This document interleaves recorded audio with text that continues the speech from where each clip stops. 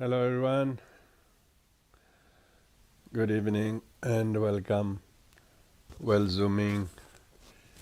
Thank you everybody. So secure your space and your mind and your attention, particularly intention that we're going to do a deep listening, deep meditating on the importance of the perfection of wisdom discerning mind in all situations. And we have done quite a bit of listening on this topic for some time. And so it's very important to contemplatively reflect on them, not only when we are listening to the teachings, but also in everyday life situations. How much help it helps to reconstitute our mental nature. The nature of our mind is the situation of mind could reconstitute when you're able to sift through the facts from the fiction and appearance from the reality. When we are deeply listening and deeply regurgitating what we heard and what we know, what we thought was the teachings, and when we try to bring on the surface of the mind and then apply that with our perceptions and opinions and stories and emotions and situation at hand, and all of this doesn't need to be daunting as or difficult or challenging as they usually are when we are so well equipped with the tools of these teachings. So with this deep understanding and appreciation and gratitude, we will once again start our session with the refuge prayers, deep, not just as a prayer, but deeply renewing our affirmation, our validation of the teachings' truth and benefit, how medicine it is to our way of being and how to understand difficulties. And when we have refuge, difficulties don't overwhelm us, but it saves us from making a kind of childish reaction to the difficulties. That's a refuge. You can't do once or 3 times and then that's enough for the day. I've done my refuge already this morning. Gosh. So no, you should make the refuge as a constant practice. And then the bodhicitta is also very, very, very, it becomes even more.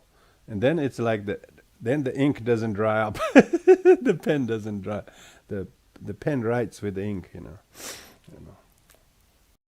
In the old days when they didn't know how to invent good inks, you have to dip the bamboo in the ink pot and then write.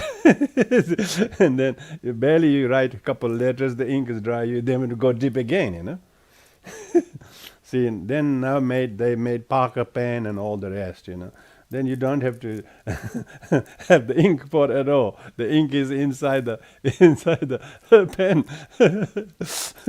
So I remember in high school, when in the village, we have to always use the ink pot, you know. Ink pot. You have to have the ink pot and bamboo pen next to you, and there's one ink pot between 4 kids. Then later on, when I went to high school, you know, we didn't need to use the ink pot. We bought these little pens that has a little rubber tube that goes about 2-3 inches. You can fill them with actual ink, and then you just tighten them up, take them with you. Oh, you thought was really well improved. Yeah, improved version. You can have the tank of the ink with you. They didn't have ballpoint those days. Then later, they ball pen came, you know. Then there's no danger of dripping the inks.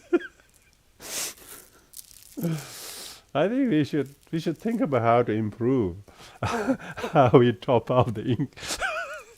Not just only when you do the refuge prayer, you have a little bit of refuge going mentality. After that, it's dried up. It's not like that.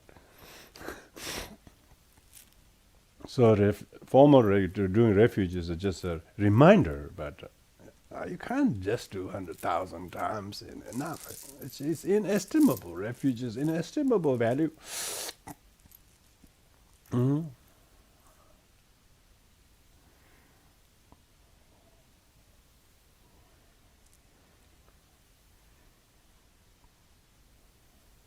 And then you really, the deeper your understanding of refuge, your realization of the Dharma would be measured by how much you value refuge.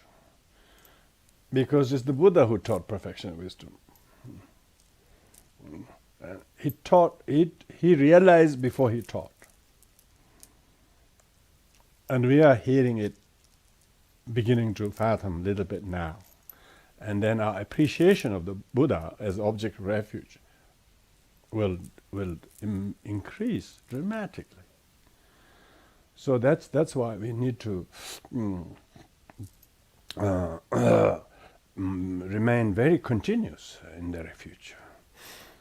Continuous in the refuge. When you're always in the refuge, then you still have certain karma in your life that still need to be go through, but you don't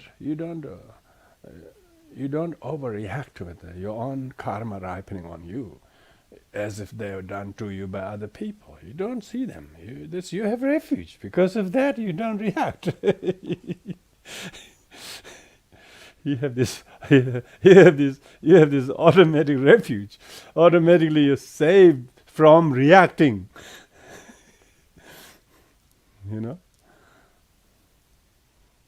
All these impatient people have no refuge, let alone perfection wisdom.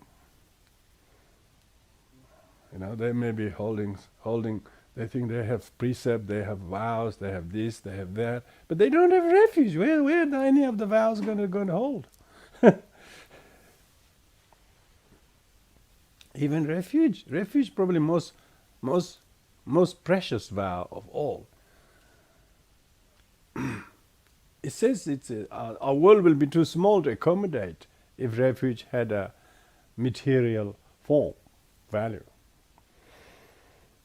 And when we understand perfection wisdom, it will boost our refuge in the Buddha, in the Dharma, and the Sangha that brought us perfection wisdom.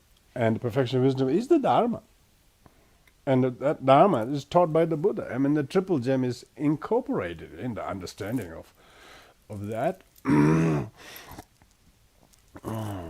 So it's very important to reflect deeply when we're chanting the refuge, as formally, and then subsequently always remember the qualities. What is the refuge we are?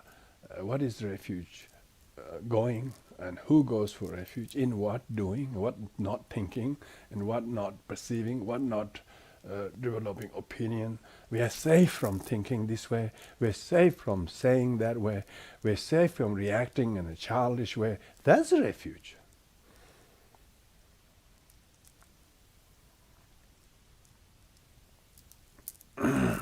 Safe from being upset by other people's wrongdoing. That's a refuge.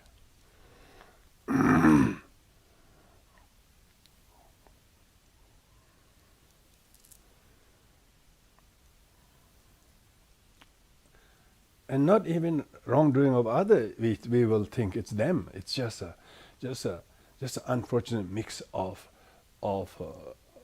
constituents. It's aggregated.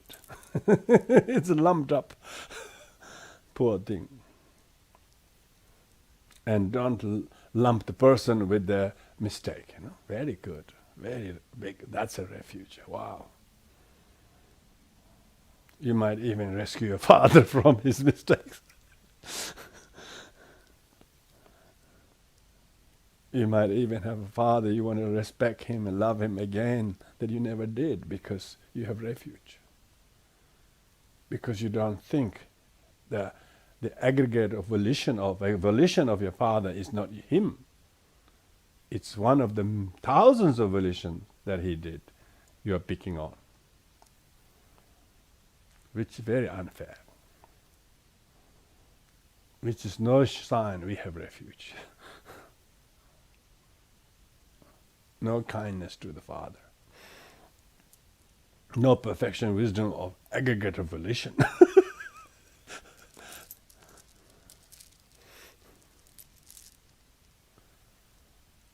So teaching is always helping us to, teaching us how to think.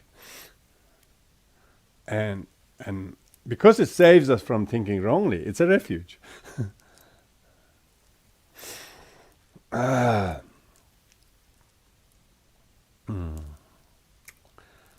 So with this understanding, we need to do refuge. Not just verbally, not just formally in sessions like this, but when you are in a situation, you could be thinking of the refuge, and you are in refuge. You're doing the refuge. Amazing. You can see what refuge. It saves you from wrong views. Amazing. Saves you from from bad opinion being formulated and becoming them actions and so on. It saves you from lumping the people with your opinions about them. Give them a break.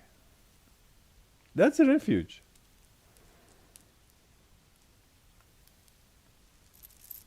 Because refuge helps us to practice kindness to others. Because we are already pacified by Buddha. We are pacified by Buddha. We are pacifist. Don't you see? We are pacifist.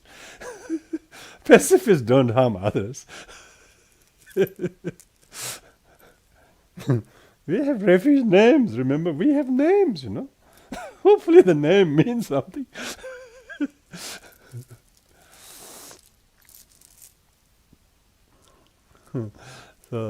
So I want you all to meditate on the Buddha's infinite qualities and the Dharma's there are even more qualities, because even we as an ordinary sentient being and in these situations are beginning to have some understanding of the depth and breadth and profundity of Dharma. What an awesome pearl of wisdom it is. And then we feel ever grateful to the Sangha, the lineage. And this is why today is actual birthday of His Holiness Sakya Kongma Trichen. We celebrated last night, but I want to remind you all that actually it's good to rejoice the unbroken lineage masters like him, who has gallantly worked very diligently through thick and thin, through kindness, through compassion, through every virtue of the Dharma. I have witnessed. This is a witness tradition. It's not just. And how our Dharma masters immaculately working so that they can carry the legacy of their teacher, His Holiness Dalai Lama. Worked so hard.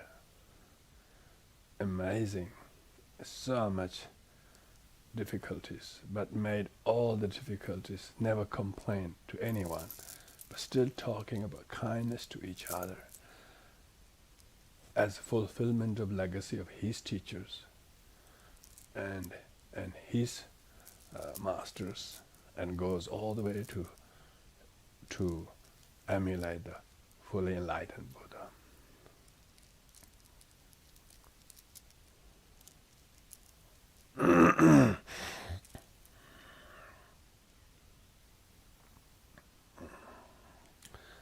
So let's do those prayers to begin with, everyone. Thank you. Oyenda Buddha Dharma Sangha Aje Refuge Enlargement by virtue Ajivandala Ajare Buddha Otu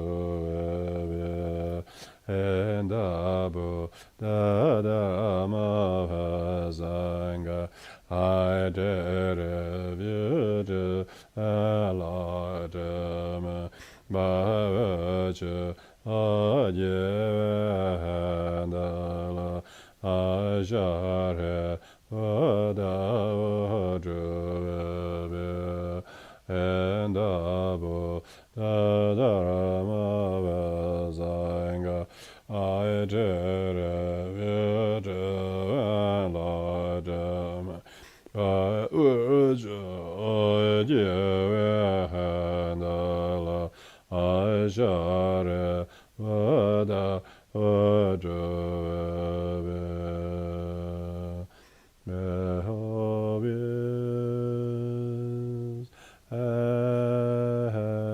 happiness and the cause of happiness may they be free from suffering and the cause of suffering may they never part from the happiness that knows no suffering and that dwell equanimity free from attachment and aversion to those near and far. There be happiness and the cause of happiness may they be free from suffering and the cause of suffering may they never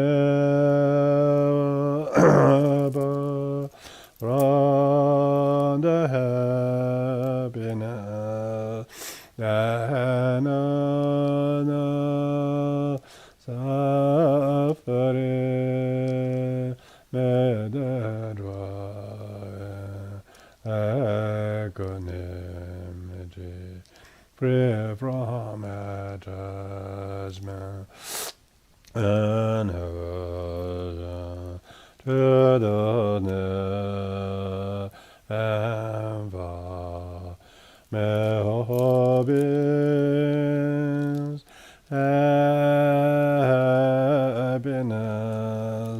and the cause of happiness may they be free from suffering and the cause of suffering may they never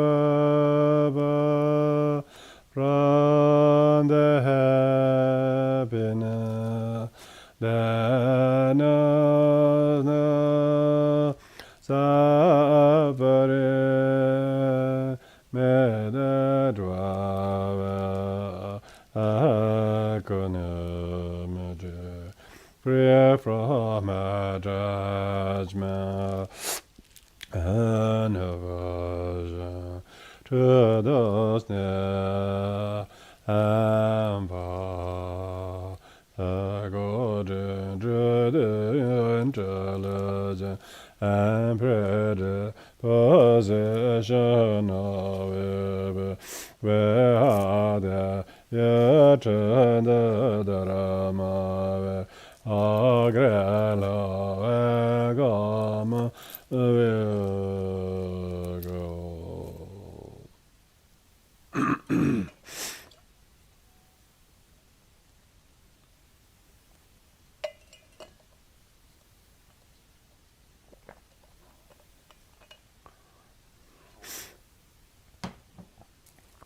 So, welcome everyone. Thank you for your dedication and discipline in honoring these teachings and making yourself soaked by the understanding that these teachings' influence will impact in the way we think, perceive,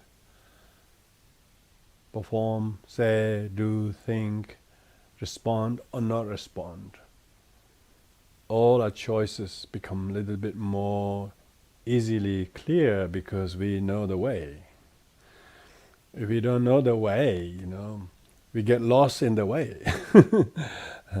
So the teaching is to teach us the way how to process everything. We start this text at the beginning of the year, and this is classic writing by Rongton Sheja Kunrig, one of the great luminaries of Tibetan Buddhist scholarship of 14th century. The 14th century is the probably golden era of Tibetan Buddhism. We have some of the most learned scholars and masters, commentators, and codifiers of the Buddhist teachings came then, and Rongton was on the top of it. He was right at the beginning, a leader among all. Most of them wrote commentaries on root texts, and Rongton was one of them. Very few of them wrote original writings because they thought it was too you should just write commentary on the sacred text and that's it, But others wrote their original writings by their own understanding. So this is, Rongton himself became very famous as a commentator on the 100,000 verse of perfection wisdom, as well as 8,000 verse, as well as many other versions of the perfection wisdom Buddhist, Mahayana Buddhist literature. But then these particular stages of the meditation perfection wisdom was original writing of his, and so we've been going through them. Rongton spent a great deal of time talking about what constitute the disciple, the would-be candidate who can understand this. And we spent at least 4 or 5 sessions on that, the importance of the faith and devotion. There's a danger of people using too much rational and analysis and losing the faith. And so the faith and the reason has to go hand in hand, one not cancelling the other, So when faith is mobilized with good, and the faith and the Dharma, you will never be deceived by faith and the Dharma. If people have faith in people, thinking they are enlightened when they are deluded, thinking that they have no burden when they have overburden, they have overweight of karma themselves. Faith in people and faith for an institution was never taught to have a faith. This was a faith in the Dharma of the Buddha. So the faith in the perfection of wisdom. And it was really highly emphasized, wasn't it? The first 4 or 5 sessions we spent on that.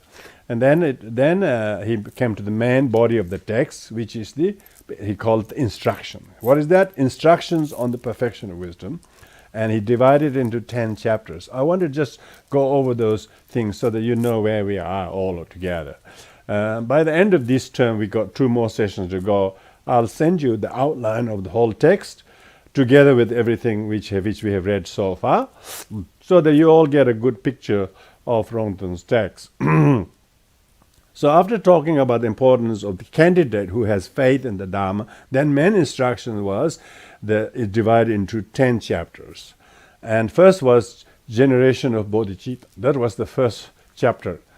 And we spent at least 2 whole terms on that, the bodhicitta. What kind of bodhicitta? Generation, wishing bodhicitta, and engaging bodhicitta, relative bodhicitta, ultimate bodhicitta, and then using all the bodhicitta and emphasizing under the 22 analogies and separating them as wishing and engaging bodhicitta and subsequent bodhicitta. So we went through all the 10 perfections, didn't we? So all of that 10 perfection, that is under the first chapter, the generation of bodhicitta alone. Then, just beginning of this term, we talked about the second chapter. The second chapter is the actual meditation on the instruction on the meditation on the 3 thorough doors of liberation.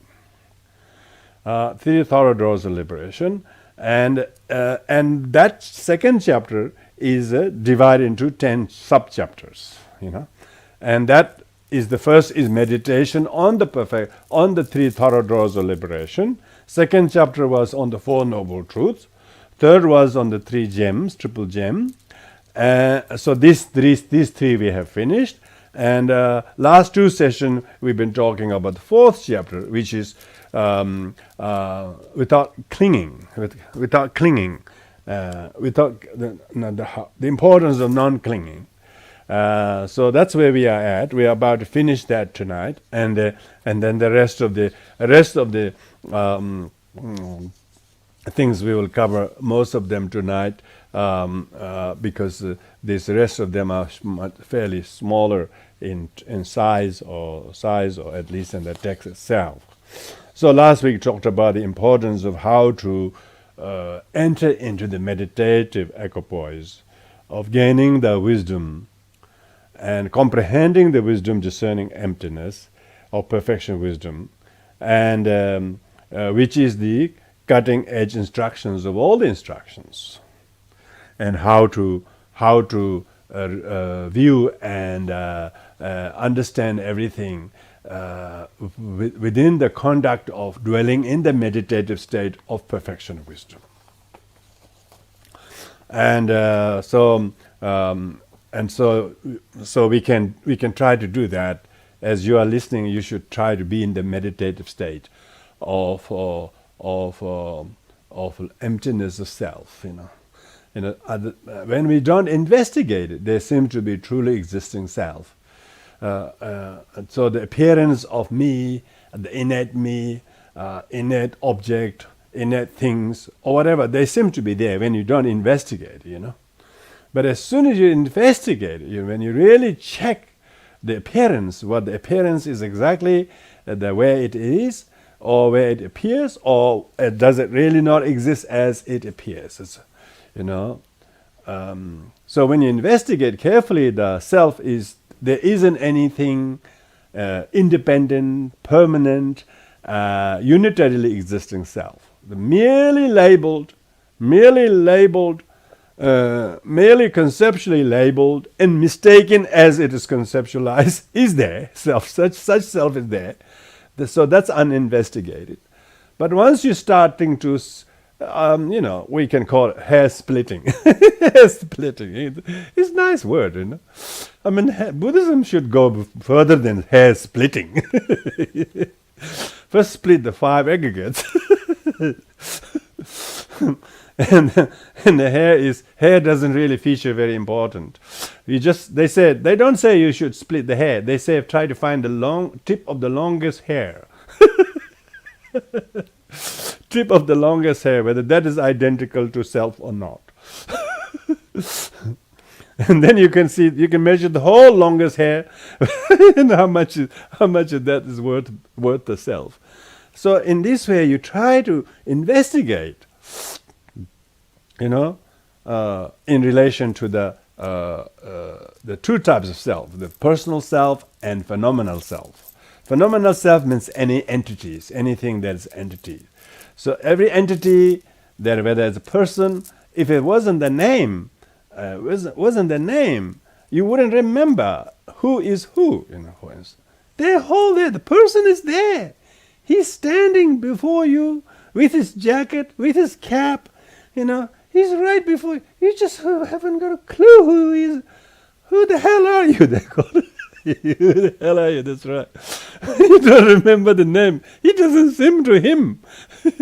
See, when we don't have the name that we usually use as a token to identify someone, because we're using tokens to identify things, because we don't remember the name, the person doesn't seem to exist as he should, because we haven't got the name. So therefore, everything is constituted by many transient collections put together, and then the phenomena seems to be existing. But that phenomena is merely conventionally labeled and conceived, and it is not permanent entity from its own side. It is constantly impermanent. Constantly the person is not person. The person isn't quite biologically, he's not same. Intellectually, he's losing his memory. and economically also he is losing income. And I don't know, everything is now going down. Bank balance going down. People who love them is no longer loving them anymore because they think there's nothing left in you to love. Yeah, that's right. You wouldn't believe how many people are no longer loved because I didn't bring. I want to share with you this long story someone wrote about how deteriorating health situation, how much is she, how little is she worth living.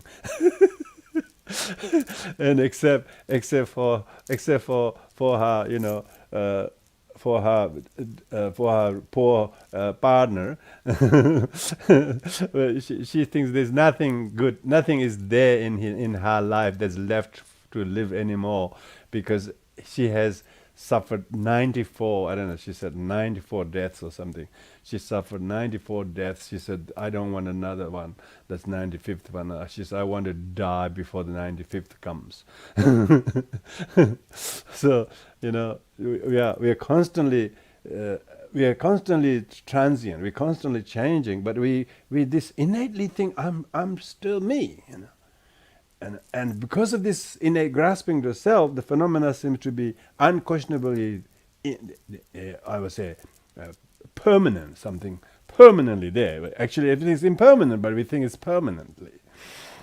Whether it's name or performance or ability or no, even if we are improving a few days later, more than the day before yesterday or something, of course we want to have those functional, conventional functionality. But even you things are going very well, we should really be meditating. I'm impermanent. My body is impermanent. My parts are impermanent. My kneecaps are impermanent. My hips are impermanent. My lumbar back is impermanent. My jaw is impermanent. My eyeballs impermanent. There's always something's going wrong in different department of your corporal department. Always transient. There's a transient collection. It's still collecting. Still we're packing a lot of food so that we don't completely, it doesn't just disappear. We're still just feeding 4 times a day. Just make sure that we don't disappear. We are totally food dependent. We are totally dependent on our food. If we don't eat, we would have all died whenever we stopped eating. People are starting to die. They stop eating, they stop talking, and they stop complaining because they don't have energy to complain. So they can't even raise voice. And this lady said she has no voice at all now. She's got no voice, and her partner wouldn't understand anything she says. And I said, I'll call you, and she said, Rinpoche, you wouldn't hear a word from me, so what's the point of you calling me? She said, in the meantime, please read my long email. Oh, she writes so well. And then she says, now I won't be able to write like that in next few weeks. So, because she has witnessed that. She has witnessed that, you know. So when a person is able to see the incessant impermanence of them, it's very good realization that there is no permanent self that is even biologically possible. So there is no permanent self, no unitary self, and no inherently existing self. The reason for that we have to think about this is because of the false view that I am, thinking this, all the suffering came from I am. And I don't want this, I wish this, I don't want this, I can't do this, I don't want to do this. All this I want, I cannot, I want. Even one can, one still refuses to do. So it's just the I is so strongly domineering that it wouldn't even allow you to do when you can reasonably do. You know, as a way of saying that you got some power to refuse. Refuse to do. So as a result of this I am, all the suffering machinated from this I am, I call this I am affliction. I am affliction. I am affliction. I am affliction. Saying I am is already an affliction, and this fundamental innate grasping, they call this innate grasping. Lenkyeking anzin in Tibetan. Lenkyeking anzin means simultaneously born grasping. Simultaneously meaning there's no time to check. This is co-emergent, you know. So this is the innately no questionable. There's no question of I, whether I should be checked or you know. It's just like you want to be a very good doorkeeper. You wouldn't let anybody come through the door without checking who the hell are you. Having all the 200 points. Can you please show the 200 points that you are you? So you always, we don't check that. We don't check. We just have this innate feeling that I am.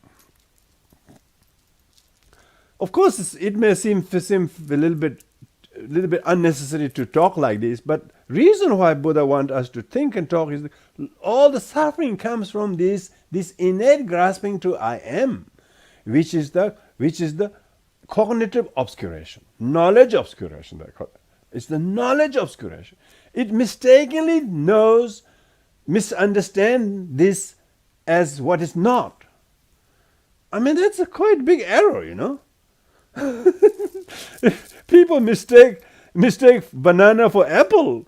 People say, "Oh, what's wrong with you?" he's mistaking banana for apple, and excrement for cake. Of course, quite a big mistake, don't you think? Now here is not just between which and which. There is this mistaking oneself with the name, with the color, with the ethnicity, with the gender, with the club, with the tribe, and then create fight with other tribe.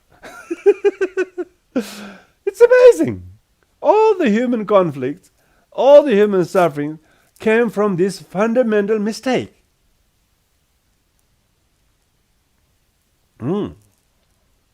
So that's why understanding of emptiness of self is crucial to develop compassion. If you can develop compassion to people for not understanding that and then mistaking again and again, then your compassion is great compassion, because they know not that they are not themselves. They're just merely innately grasping to this notion because he's Israeli. He has this inherited hate to the Arabs or whatever, you know, just as an example, you know, that's an extreme example, but this kind of thing exists. Most human people, well, because I am Israeli, that's it, simple as that. I have a problem with the word Israel, I think it's made out of two words, is real.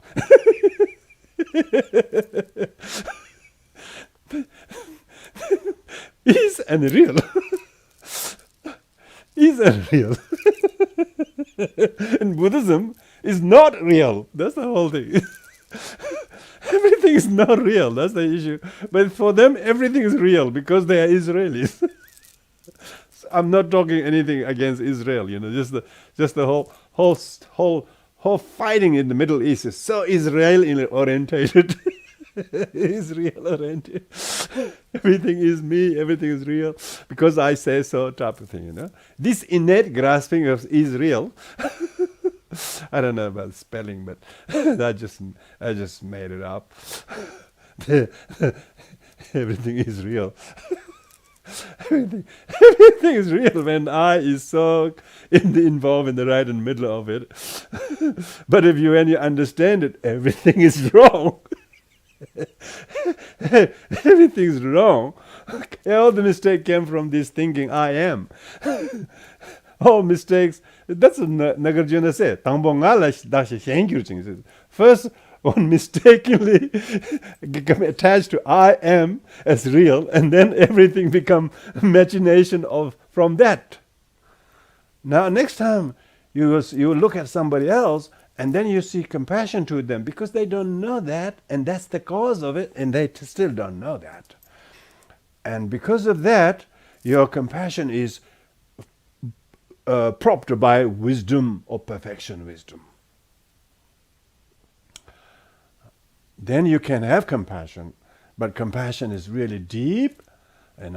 This is Mahakaruna, great compassion. This compassion is with understanding of meditation on Mahamudra or emptiness or perfection wisdom, whatever they call it, insight, Dzogchen, Mahamudra, or I wouldn't use any of those words because it just doesn't do justice. I would say, that's the case. That's where the means no, in Sanskrit means no. No. Anatma means no self. It's not truly inherently existing self. So because of that, because of mistaking that as truly me or mine or them or their doing or whatever, then it just sort of manifests from there through feelings, through actions, through emotions, the perceptions and deeds and sayings, and people get so caught up in this.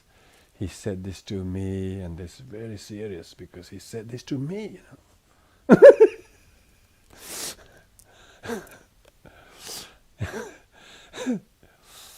Oh, people talking about, they did this to me. Amazing.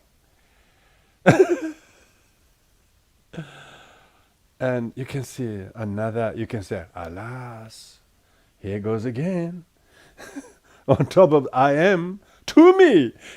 No, not to me, because now one is very vulnerable. Because I am now vulnerable.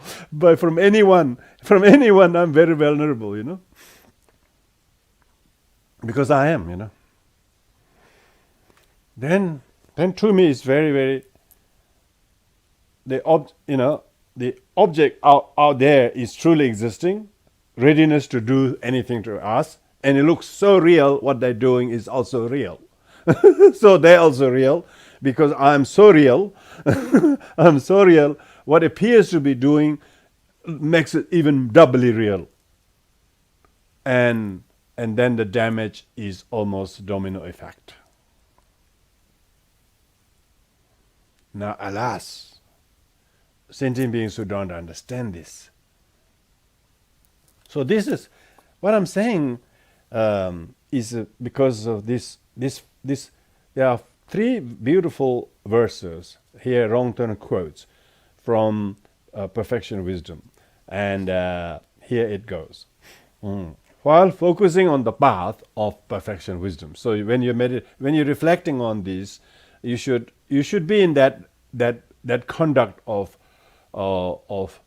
perfection wisdom, discerning mind, and then have this compassion to your past and others who don't see these things and who haven't seen this and continue to languish in their poor me mentality, while not letting the abiding in three parts. Three parts means the object, subject, and action. Don't split them separately.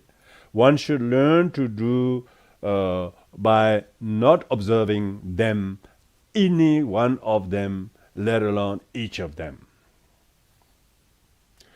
So basically means don't meditate on the donor, don't meditating on the donation, don't meditate on the receiving of it, or don't meditate on the harmer, don't meditate on the harming, don't meditate on the harmed. If you think, he said it to me, he harmed me, then all the other one exists. Who harmed you? Oh, poor, who harmed you? Oh, straight away we have to go and search the truly existing, the harmer. And so when you objectify any one of the subject, object, and activity, you are not in meditation of perfection wisdom. So when you're in the meditation on the perfection of wisdom, you shouldn't be saying, I'm in meditation. I don't know what you should be saying, So it says this. For example, if one waters the unfired clay pot, meaning if you pour water on a clay pot that was just made a couple of hours ago, still wet, and it hasn't even dried by sun, let alone in the fire, its weak composition will soon collapse when you pour water on it, isn't it? Why? Because that wet clay pot hasn't dried, let alone being fired in the fire. Whereas pouring water inside a fired pottery, like this cup, this cup used to be wet clay, wet clay. When the wet clay was not poured water into it, but it was glazed, it was put in a kiln and the right temperature for a great length of time and painted and all of that, then without fear of breaking, one can bring water to the house in this very cup, What it's saying is, like that, the bodhisattva, likewise, even if the bodhisattvas have abundant faith, we were talking about the importance of faith in the perfection wisdom, but so merely having faith in the perfection of wisdom is likened to a unfired wet clay pot. so this is now saying just don't rely on the blind faith only. The weak wisdom will cause devastating defeat. Why people have faith in something without any wisdom of perfection wisdom, then they feel betrayed, they feel misled, they feel whatever, and they think they were deceived or whatever it is. So there are lots of tragedies, lots of casualties in human relationship because they never had wisdom. They never fired the wet pot. they thought the pot was already a pot when it has yet to be fired, and they pour water in it. And what did the water do? Destroy the poor weak and the weak clay. Likewise, if faith completely holds with wisdom discerning emptiness, one will traverse beyond two bhumis and reach Buddhahood. So, understanding of perfection wisdom is like firing the pot. If the pot is put in the fire, do you know any potters who only make pot on the road and sell them straight away wet? No, they have actually big kiln or oven or something, If you don't have an oven, you're not a potter. You're probably selling those even those disposable teapots in Indian railway stations. They are actually fired. They actually are fired, And they really, really, really, they don't break very easily, and they're really good. When you drink the whole tea, much better than the disposable coffee mugs they give here, And it doesn't burn your hand. Even those they fire. There's a lot of iron-fired pots, There's a lot of iron-fired Buddhists, All these breakable Buddhists about to collapse any time. Fragile Buddhists who haven't understood emptiness. They worship robes, they worship status, they worship people without worshipping perfection of wisdom, without understanding the teaching of emptiness. And then they are so poor me, they could quickly break into small little water. Doesn't need a whole jug of water. Couple of drops of rain water on the wet pot will completely dissolve. Have you seen how many people dissolve in a small drop of water? They never were fired.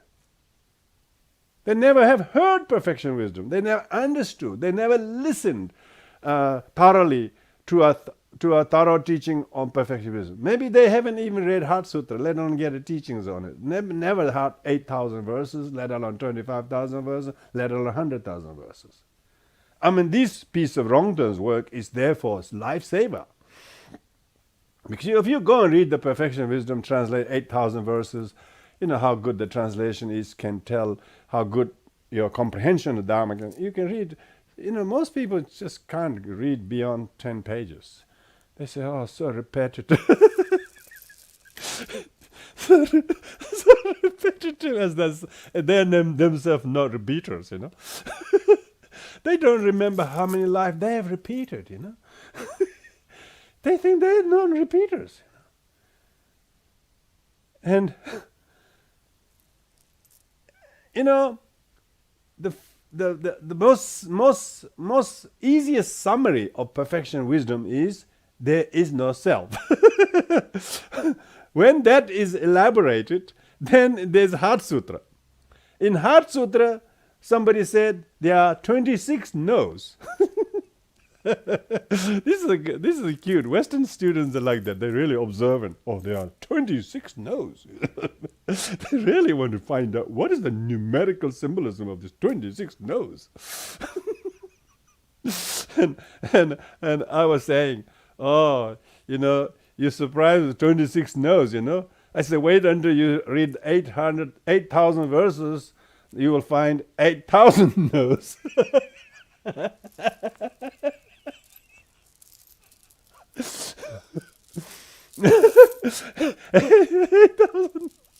That's why people can't. If they read first 10 pages, they don't want to read the rest because they can't understand so many no's. Wait until you read the 25,000 verse one. They also got 25,000 no's. and the 100,000 one, 12 verse, 12 volumes, 100,000 no's. But all very structurally presented, very logically presented. They're not random. They were a couple of sentences added to before you say the no to the next. Very intelligibly, layer by layer, from systematically cancelling everything one by one, from the initial innate no itself, so that we can destroy the innate wrong view. We reject all the other wrong views. It takes a long time to fire 100,000 no's. No. Can't handle any raindrop. It will easily dissolve your collapsible, disposable ego. So little, so breakable, so fragile little egos. they're bruised from that encounter with somebody. They're still suffering so much. They did this to me. This went for 10 years. I wasted 20 years with this person. All that sort of stuff. All that sort of rejection. That's why. That's why this uses this analogy. Yeah. So that's the second verse. Second verse is saying, likewise, if the bodhisattva has abundant faith, this faith refers to the faith and the understanding of the perfection of wisdom. Okay, this is not faith in the. We're not talking about faith in the guru here. We're not talking about faith in the lineage here. We're talking about faith in the perfection of wisdom. The weak wisdom will cause devastating defeat. Yeah, a person who hasn't got the faith. If the faith completely holds the transcendental wisdom, one will traverse beyond two bhumis and reach Buddhahood. Now it goes to say, for example, a poorly built vessel in the sea will lose all wealth and with the merchants when it's met with the rough sea. If the very vessel is built very well, it will reach safely to the shore with all the wealth, commodities, and the merchants. So it's using this analogy, yeah. And then likewise, it says, if even the bodhisattva may completely possess faith, yeah, we were talking about importance of faith in the perfection of wisdom. Faith in the perfection of wisdom is not just faith in the perfection of wisdom. You have to understand the perfection of wisdom. He will swiftly decline his enlightened deeds without wisdom. Yeah, bodhisattva, even if the bodhisattva has faith, he will swiftly deteriorate. But if he possesses excellence of the perfection of wisdom, he will reach enlightenment without any injury and defeat along the way. So this is talking about the comprehension of the meaning of the perfection of wisdom, lays with the faith, yeah? With the faith, of course. Now the faith is coming, faith in the perfection of wisdom. And then however many rough turbulence of the tides, ocean tides may come, all the cyclone Tracy, all Australia got all the cyclones named after after people. Don't think it's your name, okay, Tracy? There's a two Tracy or one Tracy here. Cyclones, those cyclones, quite a lot of the ship wouldn't have, ordinary vessels will be very difficult. But the well-built vessels, they will not capsize, They may delay the journey a bit, but they will still stay afloat, because they're so well built. They build with all the right things. Likewise, we need to build our vessel, well equipped with the perfection of wisdom, like sails. Perfection, wisdom equipped. Perfection, wisdom equipped mind stream you have, then no matter what turbulent waves or ocean tide-like things in your life you meet in life's difficulties, you will not be capsized. You will not collapse like some of your friends have. You will not be so easily swayed by this or that. You will see them as these things are childish sentient beings are always like this. And so you will remain very, very unshaken by either way. But transmit compassion with perfection of wisdom. So the reason we are the Rongton's quoting these verses here is because this chapter is the fourth one. How to become not wearied, meaning be exhausted on the path of Dharma by not clinging to things as truly existing.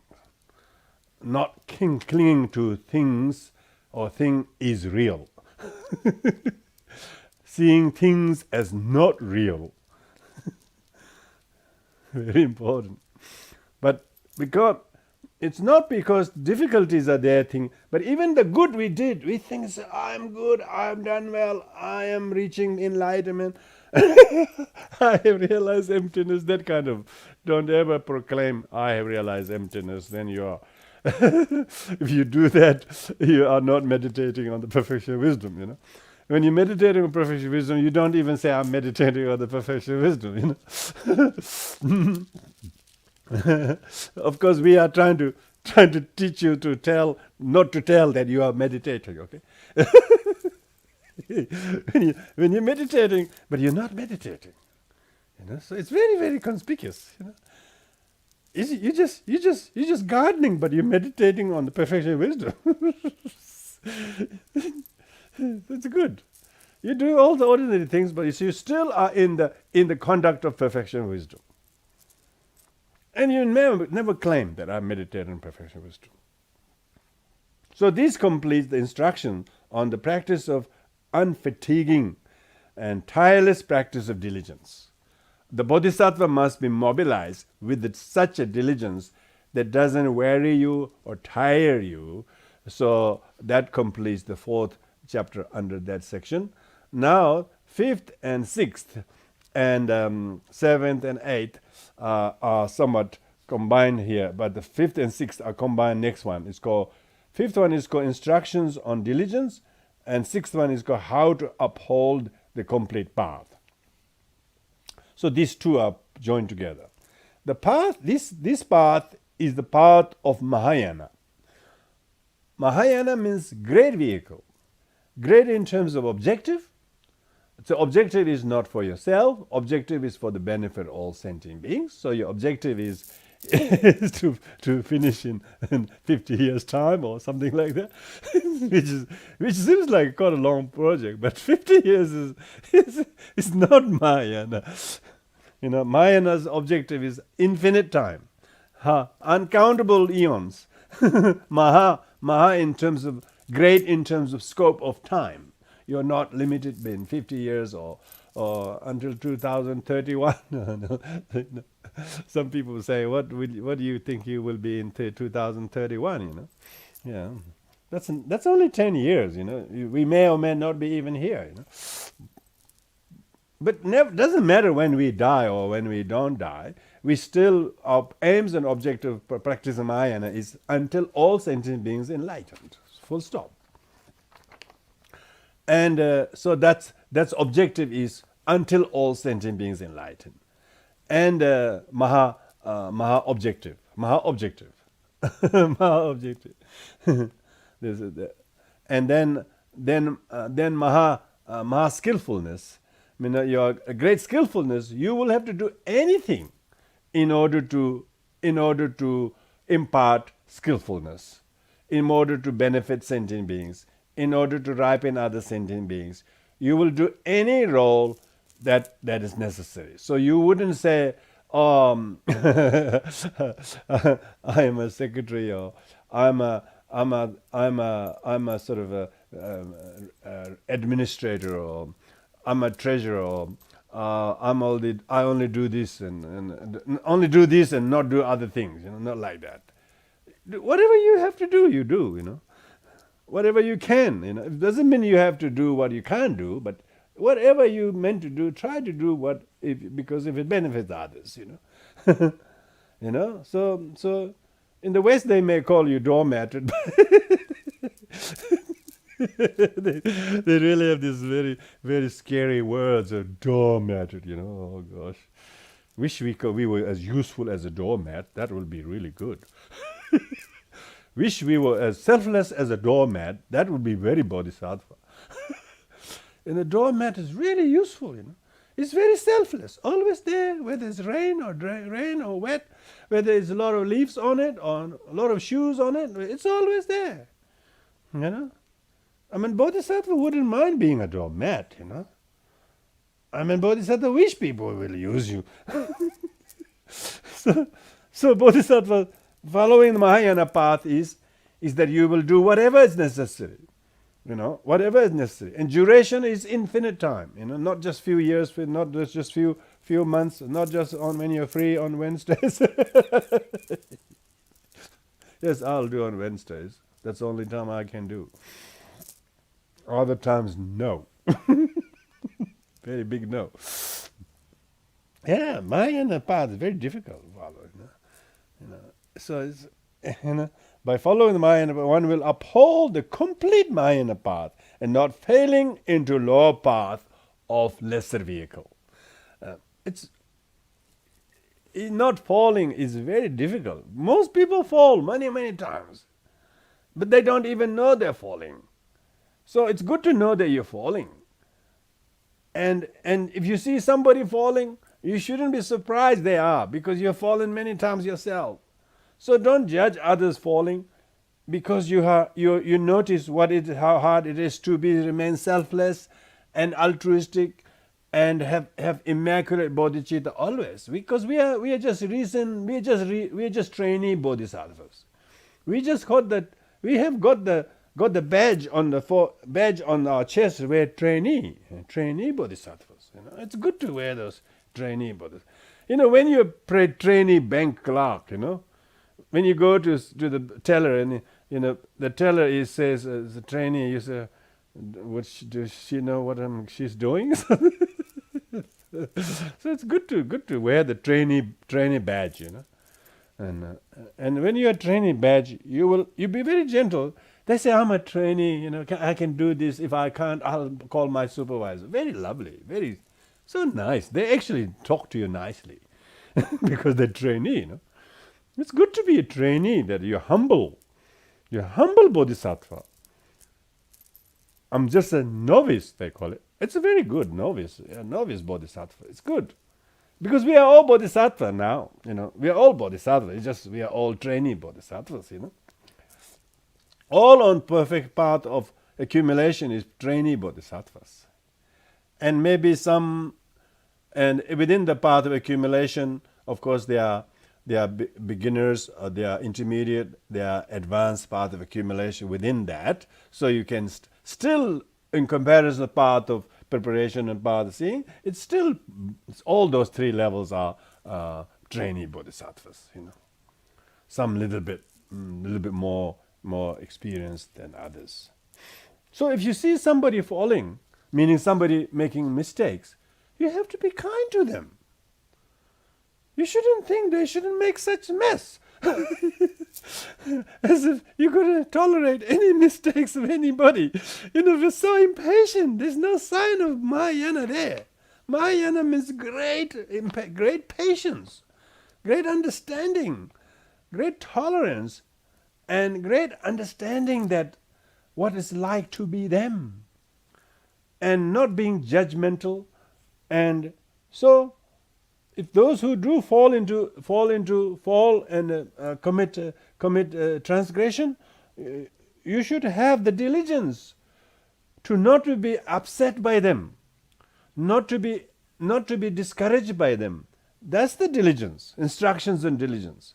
So not to be discouraged by fallible sentient beings.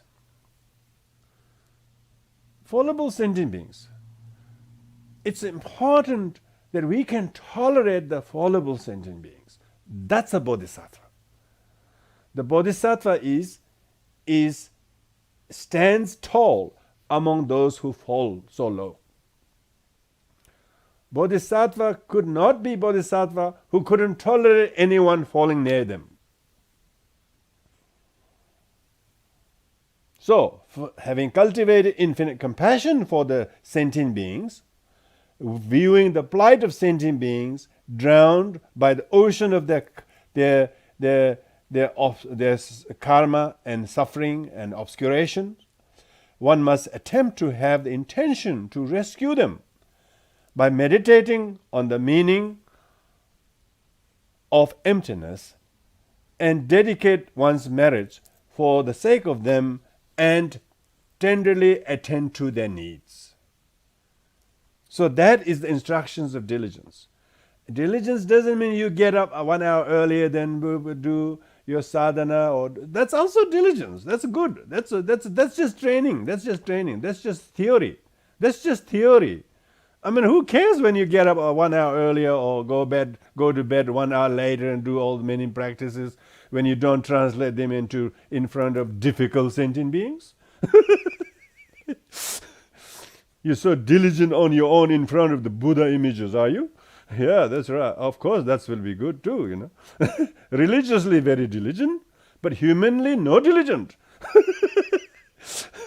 There are lots of people very pious in front of the statues, but with real people, they are so so rude, you know.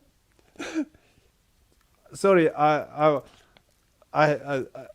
can share you this because we are so transcendental. I nearly said we're so close. I can say that because we feel like it. But also we're so transcendental. We are in a meditative state of emptiness, remember? And someone told me, they said they have been to some of the Tibetan Buddhist centers. They said, all the nuns, they can't handle those nuns. They're so bossy, so impatient. They get put off by the Buddhist nuns who are acting like Catholics.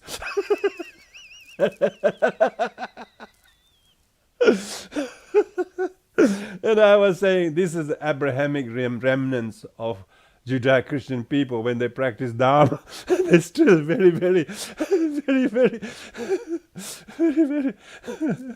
They still haven't understood perfection and wisdom. They have just gone past the robe rage. We call it robe rage. Robe rage means they just gone past wearing the robes. And then after that, they become really, really aggressive because nobody's doing by the books.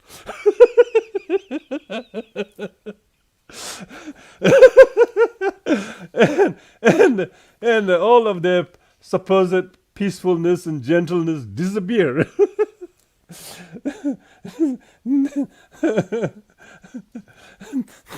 They are so rigid how things should be, and they tell everybody they're wrong, they're doing wrong things. They're showing feet to the Buddha. The Buddha will be upset. All this culture Buddhism get bogged down, impose all this culture Buddhism etiquettes before they teach real Dharma. So you can see there's a very long way to go for the Buddhism to get really soundly established. Because we got to be completely all this unfired hot pots. All these unfired pots, so breakable. If the slightest drop of water, they just dissolve. But a lot of them is culture misunderstanding. And culture Buddhism too. People try to do everything Tibetan way as if that's the only way. No, I don't think. So some very special teachers like Dzongsa Khyentse says, do we have to teach all the Westerners to do everything we do by the Tibetan, how to fold kathas, how to serve sweet rice, without teaching them any Dharma? How to line up, how to make the mandala offerings, and all those things. I mean, you should learn them too properly, including to throw the mandala away. Of course, no, they become really attached to my mandala set. They're supposed to learn to let go, but they really get really attached to the mandala set. They're not willing to let the mandala go. They don't know what they're offering, but so there's a lot of unfired pots, And understandable. Wisdom of perfection is very difficult to comprehend, and most people wouldn't even try to teach. It's so difficult, so difficult. They themselves can't understand. They themselves have headache by reading that. And they have no confidence to explain to others. and they don't have diligence to explain either. You thought Heart Sutra will do with 26 no's? Oh, you wouldn't believe the Japanese, the Chinese, Koreans. Oh, their faith is amazing. They just read it like they really treat it as the pearl of wisdom, every word of the syllable of Heart Sutra. They read it religiously, and they believe every word of it, and they also, depending to how much they comprehend, they seem to have lots of weight of that merit of devotion. Some seem to, I don't know how well fired the pot are. The pot is still holding. Hasn't dissolved them yet. They're not quite dissolving. There's something in Zen Buddhism I can see, the Japanese way of doing things. There's something about how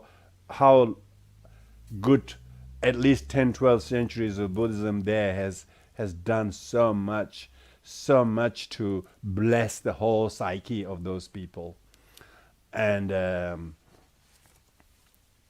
however much they change and modified certain precepts and practices, but their devotion to the Heart Sutra and the perfection wisdom is unquestionable. And they'll just read the Heart Sutra or chant it in a particular way or do as the only remedy, because it is a mantra that pacify all sorrows, that tells there is no sorrow. By the way, you don't have to worry about destroying sorrow. There is no truly existing sorrow. There is no you, by the way. Oh, really? That's a good news. Nobody told me the best news of the people hiding me. Nobody tells us the real teaching. The real teaching, never giving.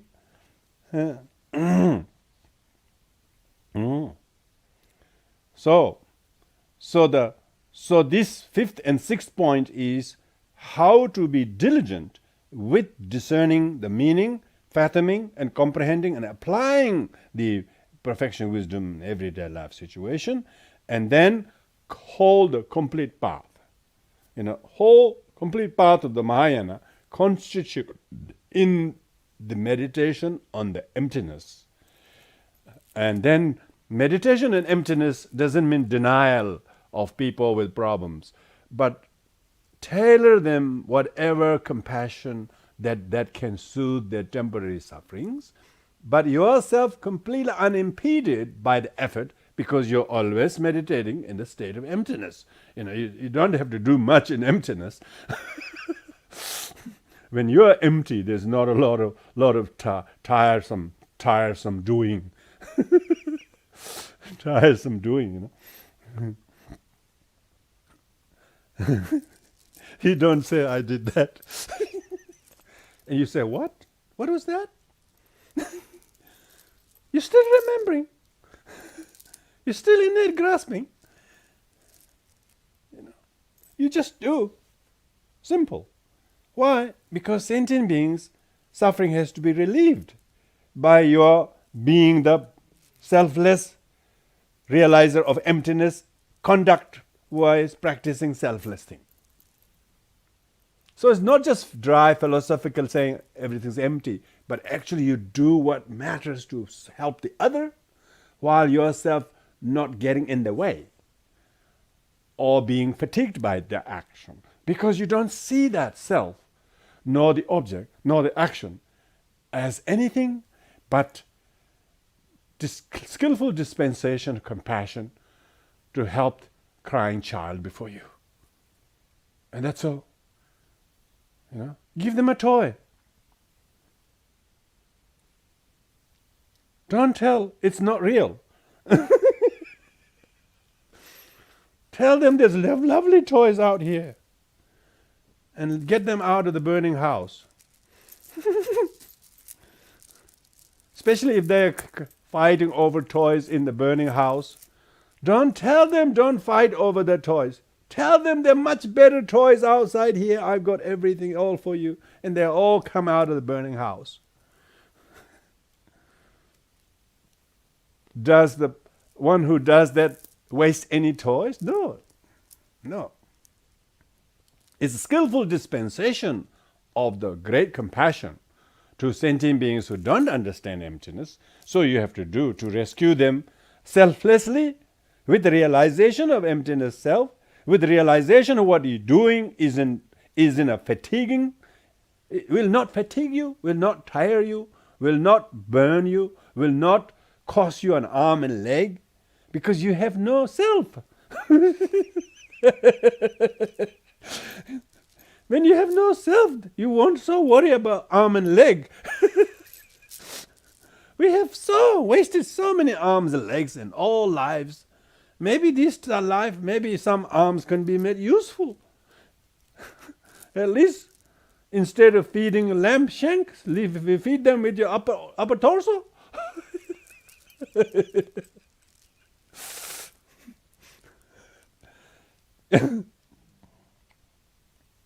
So that's the fifth and sixth of this chapter. Very short but succinct. Really meditating. Very, very subject of meditation. So you can't stop meditating. And you can't also start meditating because you can't say, I'm meditating, and all of a sudden you get really serious. And all of a sudden you say, I finish meditation, and then you start as you come out of prison. No, you don't do that. In the perfection of wisdom, you're continuously flowing. The river never stops flowing. so like that, you're continuously in the conduct of meditative state of perfection of wisdom. And doesn't say I'm meditating. Doesn't say I am. Let alone I'm meditating on what? Because remember, he doesn't observe neither the object, nor the subject, nor the activity. But from his prism of great compassion, he can see sentient beings suffer because they don't know how to do that.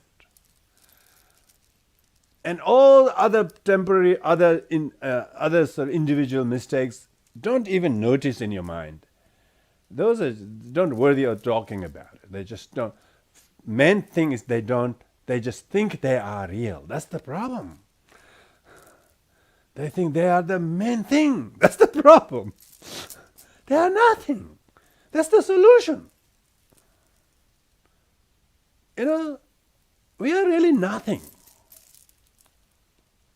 If it wasn't others.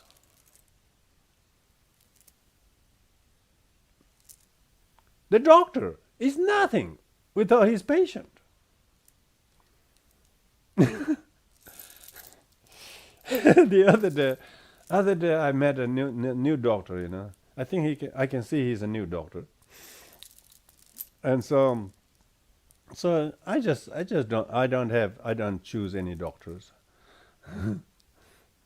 So I go see. He says, "Okay, you be my patient, okay?" So he was really sure that I'm going to be his permanent patient.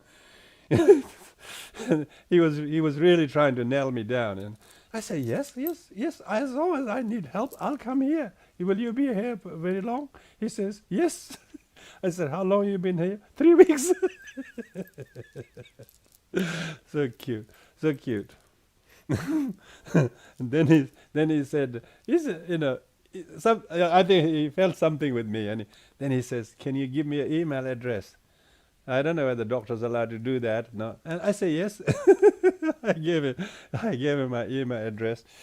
Then he says, "Hope you do not mind this." He says, "My daughter is doing a small fundraising for her school. We're going to send it to you. Hope you do not mind and send some donation." And I said, Oh, it doesn't matter. I said, you don't have to. I'll give the donation now, straight away. You don't have to send me email. He said, no, no, no, I'm not allowed to do that. So cute, he was so cute. He was trying to be, he was trying to trying to do few things by the books, but few things not so by the book. I don't know whether he's meant to do that or not at all. So I was thinking, I said, I will come next time. I'll come next time. So it's because the people try to establish their career or their profile or build their clientele or whatever, and of course, you can only feel plight of sentient beings, don't you?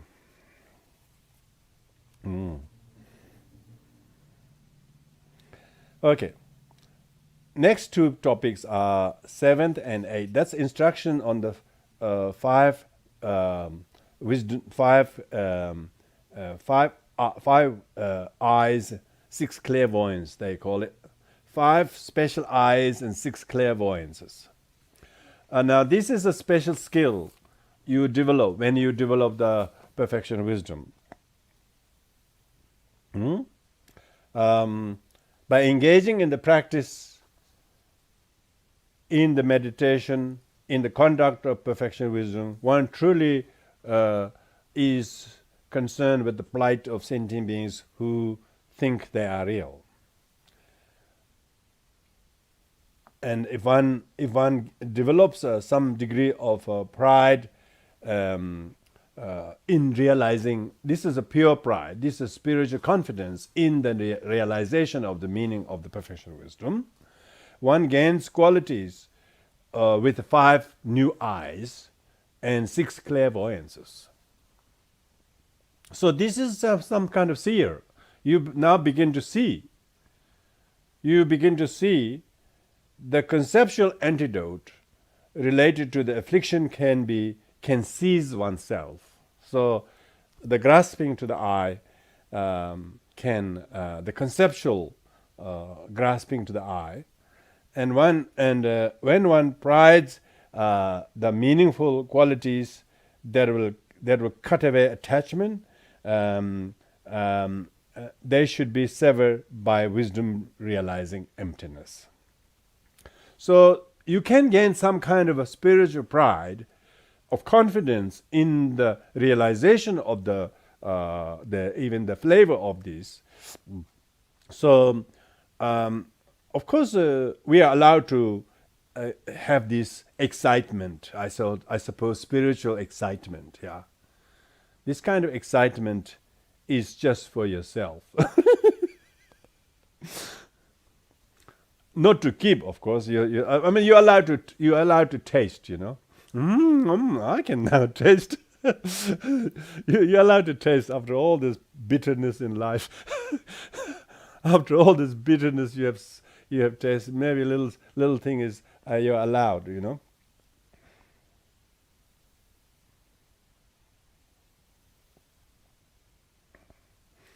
But that's exciteful in spiritual excitement in glimpsing the realization of perfection wisdom and seeing the nature of suffering and how they are caused by I am, then the very antidote, the conceptual grasping to the antidote, which is the emptiness itself. You may have a danger of grasping to thinking I have emptiness. Once again, I have emptiness. So at that time, of course, you should make sure that grasping does not continue, and you should realize emptiness of it, emptiness of the very realization of itself. Okay, emptiness of very realization itself, so that the conceptual antidote doesn't become a superfix. So you develop you sever the attachment.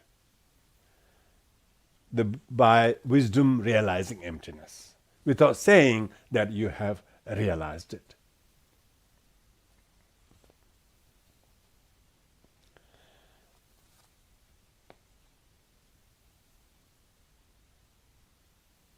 Yeah. Why are you arrogant or excited when the emanation body Shakyamuni Buddha, who has uprooted all the faults and all whose all qualities have been waxed, do not have any arrogance? So we should show that why do we feel so excited? Why do we feel so excited and spiritually becoming arrogant? Look at the humble qualities of Buddha. Because of his enlightened qualities, and he has not shown any sign of arrogance, but humility. He will still act as one who lives on alms, enlightened one, And why are you so arrogant? So this kind of spiritual pride. Sometimes the Tibetan High Lama's retinues make a lot of mistakes, I was among them. Because my teacher, His Holiness, His Kyabje Chogye Trichen Rinpoche, is not really high. He's always so hidden, practicing all the time. He have never manifested to be busy with high. So not a lot of opportunity arose in me, but there were lots of temptations to do the wrong thing by thinking that if you're inviting Rinpoche, you better good to bring a Mercedes Benz, making a lot of demands, the status of the entourage, and what qualities of China you should provide. all this importance of demanding how. Of course, when I used to travel, these days I can't travel, so there's not much. Usually some people say, "Oh, what are the etiquettes? What are the do's? What are the don'ts?" Oh, that's because they think they should be treated with some royalty or something like that, I think His Holiness Karmapa noticed this was a danger. I don't know about recently, but at least 10 years ago, he said, all these high lamas coming in big limousines and Pajero jeeps and half a dozen other cars before and after, and then staying in a 5-star hotel. He says, this doesn't really go well. He says, he made all the lamas and Kagyu monks all stay in tents. Really good. Made everybody cleanly shaven, and made everybody carry the begging bowl and goes arms round, and instead of going in 5-star hotels and eating 3-course meals in very rich Indian restaurants, and so because they think they're high, so they need status. That's what they're talking about. Why are you so arrogant? You do not have material wealth that even matches the merit of offering food to 4 monks. Thinking thus, give up arrogance. So here Rongton saying, if you developing some understanding of the perfection wisdom, you shouldn't even say, I have developed them. But of course, action speaking louder, you can still do the true bodhisattvic thing. Main thing is practice of bodhisattva's way of life, but what do you call incognito? Incognito, you do the bodhisattva thing, but outwardly you do not show as if you are so important, as you are this, you are that. So try to cull your arrogance, spiritual arrogance.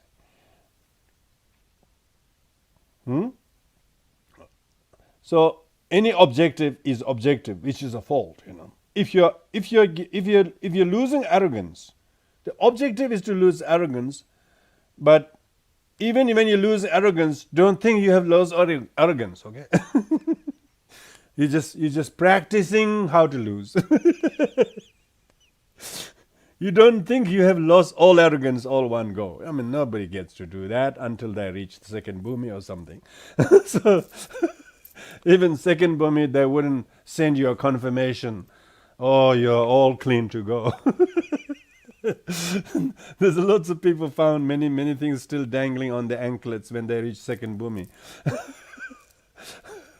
So a lot of get still dangled on the feet. No fault causes enlightenment. No fault causes enlightenment. It is needless to mention cutting attachment if one has to cut the attachment even to emptiness. You have to cut attachment to emptiness, Yeah. Being bound by this is being bound by white rope and black rope are both binding. So you don't say, look, I'm not bound by black rope, and then think I'm free of rope, but you're the arrogance thinking you're not bound by black rope is already an invisible white rope. So detach emptiness, not getting attached to the emptiness, Therefore, one should know how not to observe virtue and non-virtue. You don't observe for virtue or non-virtue when you have realized emptiness, In emptiness, you don't pick one and drop another, Both are mutually inclusive anyway, So just because you don't do this and he does that, you shouldn't think you are virtue and he's non-virtue, It's only relative to he doing that and you not doing, you think you are better than the other. Because in isolation, if you're not doing that, is there any virtue or non-virtue? It's only relative, isn't it? In only convention. Ultimately, virtue doesn't exist, nor does non-virtue, when there is no self who need to practice either, drop one or the other. But on a convention level, when we live in a society, when you go by the society and we live, there are lots of do's and don'ts. So that doesn't mean a practitioner of perfectional wisdom disregard the conventional do's and don'ts,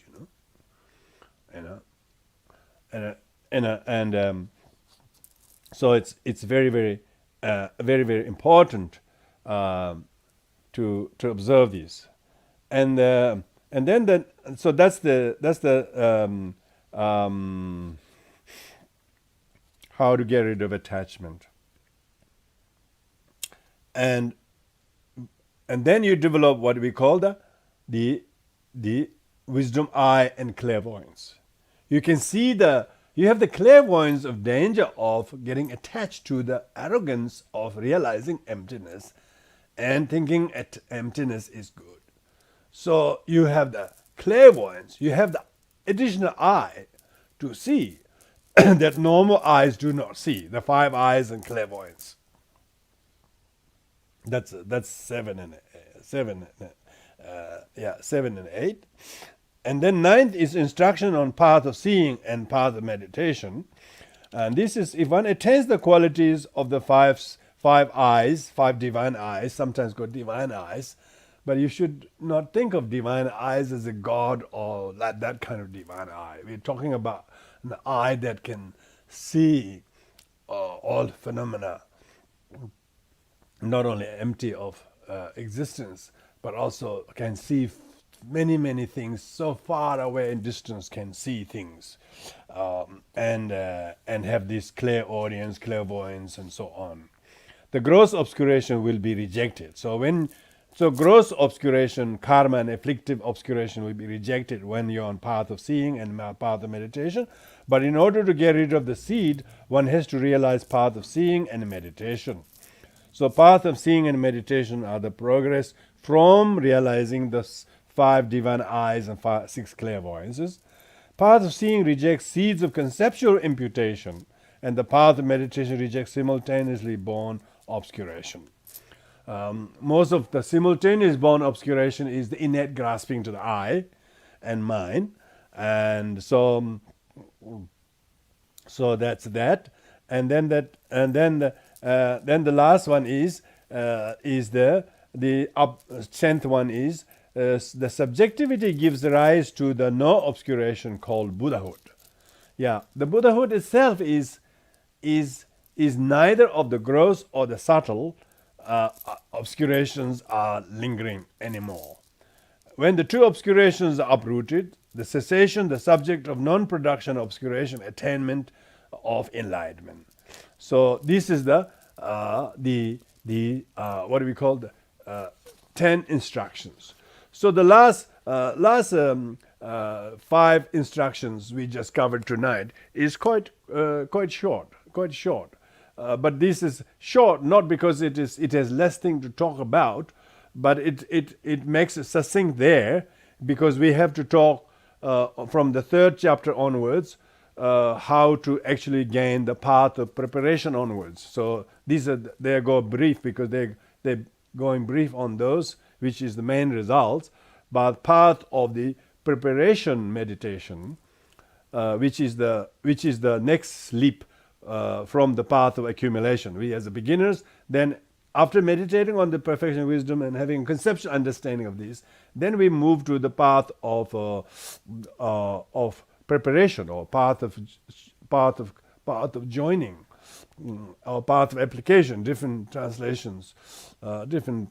But what it means is that path of preparation or application or connection joins you to the path of seeing, which is the actual exalted state of the Bodhisattva. So then one no longer remains as a beginner Bodhisattva, beginner or trainee practitioner. One has already gone through the path of accumulation, then path of preparation or path of application has 4 substages. Now from here on, next week onwards, we will discuss in depth on the path of preparation, which in most Buddhist texts don't explain much detail. But it's associated with the meditation in general, what we do, the meditation in general, what we do in calm abiding, especially inside the meditation we do. So that concludes this, what we call the second topic, which is the how to practice the instruction on the perfection of wisdom itself, and under which we discuss the 3 thorough doors of liberation. First one, second is 4 noble truths, third one is refuge in the triple gem, fourth one is not clinging to the practices which we finished last week, and today we talked about the 5th, 6th, 7th, 8th, 9th, and 10th, all of the short. The 5th one is about how to hold the complete path with a lot of diligence, and 6th and 7th is about gaining 5 divine eyes and clairvoyance. 7th is these qualities related with the 8th one with the path of seeing, and the 9th is path of meditation, and the 10th is the actual gaining the fruition of Buddhahood, of all of that. So the last 6 ones was actually given as a short summary, but actually is not elaborated in this text, because it's going to go more on the detailed teaching on the path of preparation. So which we will start next week. As you know, everyone, we are all in great rejoicing our His Holiness Sakya Kongma Trichen's birthday. So tonight we're going to, before we do the dedication merit, we will sing to the His Holiness long life prayer that we will screen share to you. It's actually chanted in Tibetan, and it's got the captions there in both in Tibetan and in English. So please offer your prayer and devotion to His Holiness's long life. In Rajpur, last 3 days they did a very 3 long life prayers, and today they made a very elaborate long life prayer request to His Holiness through the White Thara practice. And I just managed to watch briefly this afternoon a small snippets where His Holiness Ratnavaja Rinpoche stood up on behalf of all of us and made the request very tearfully, asking His Holiness to live long. And His Holiness, in his traditional role, of course, he says, look, I cannot say, yes, I will live 220 years or 113 years or whatever. He says, look, I have no such ability to say, no, how long I can live or I will live. But due to the collective prayers of the Sanghas and everybody blessings, some things permitting, he wished to, to reside in this body for the benefit as long as possible. So we, of course, it's often, some teachers, not some teachers, quite realized teachers, when you make this long life offering, they actually tell you, no, I can't. And like His Eminence Chogye Trichen Rinpoche did that. When the whole Sakya community offered him the long life prayers, none other than by His Holiness Sakya Kongma Trichen. This was in 2006. I think it was in December or something like December 2006, Maybe December, December or November, I'm not exactly sure. In Lumbini, all the Sakya Molam, they made a long life prayer. And he said, he never replied yes. He just looked over on this side as if he was not interested. He never said yes. And he passed away in a couple months' time. So most teachers know that they will not. And of course, His Holiness has agreed to say he will live long. So, but it says, remember, long life of teachers are collective merit of sanghas and their pure samaya and devotions is a collective merit.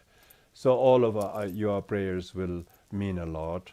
So we will do that, screen share that for you, and you will hear the prayer. Join your hands at the heart. Some of you may not have met His Holiness Sakya Kongma Trichen, but you have met really, without him, people like us doesn't have any role to play. So we are just a conduit, and the life wire comes through the conduit, and His Holiness Sakya Tenzin is palpitating in our hearts and minds. So if you also join in this prayer for his long life, fulfillment of his wishes, he has achieved amazing. He's been the longest serving Sakya Tenzin already. Even when he retired 2017, he already broke the record. He's the longest serving Sakya Tenzin. But now we want him to live as longest serving Sakya Kongma Trichen. And seeing his children and grandchildren grow, not only grow but become successors, well trained, and this is all happening. So under his really watchful guidance, and then of course the younger ones from both families and all the supporters, these are very necessary things. So with this in mind, of course, His Holiness the Dalai Lama is the same situation. He's even much, a little bit older, 10 years older than His Holiness Sakya Tenzin. So they both very close. Like you wouldn't believe how loyal His Holiness Sakya Kongma Trichen is to His Holiness Dalai Lama, as he always should be. And so all the Tibetans are very, very happy to see such amazing two leaders who work with such kindness and respect and devotion to each other. So we like to offer these prayers for likes of these great masters to continue to propagate the Dharma, and for the benefit of all these impoverished sentient beings.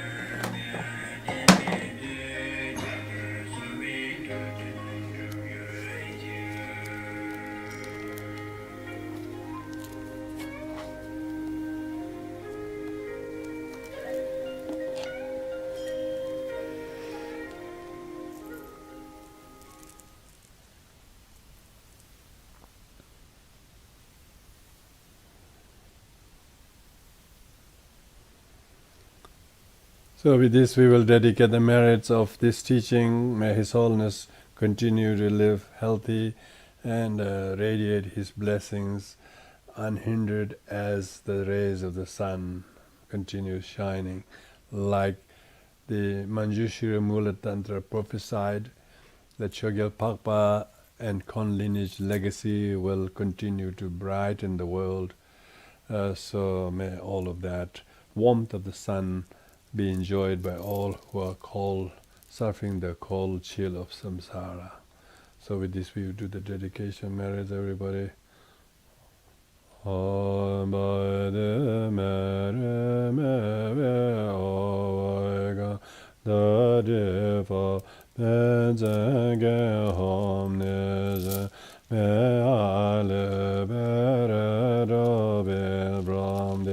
Oceana Padores Erenda Mahayana Buddhist Whatever Mereda Hever Meobe Begas de la Vesa Jehoda Mahayana Buddhist Courage Manjushanya Vode Azama Trabhadra de Lava Followe Avode Zambo Ajade Dege Ode Mere Mede Hezele Bodhi Chida Teba Vere Nayadaza where has been bombarding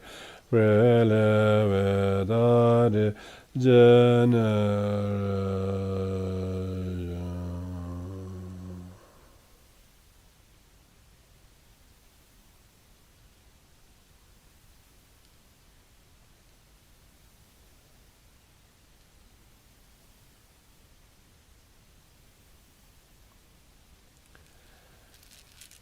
Thank you, everyone.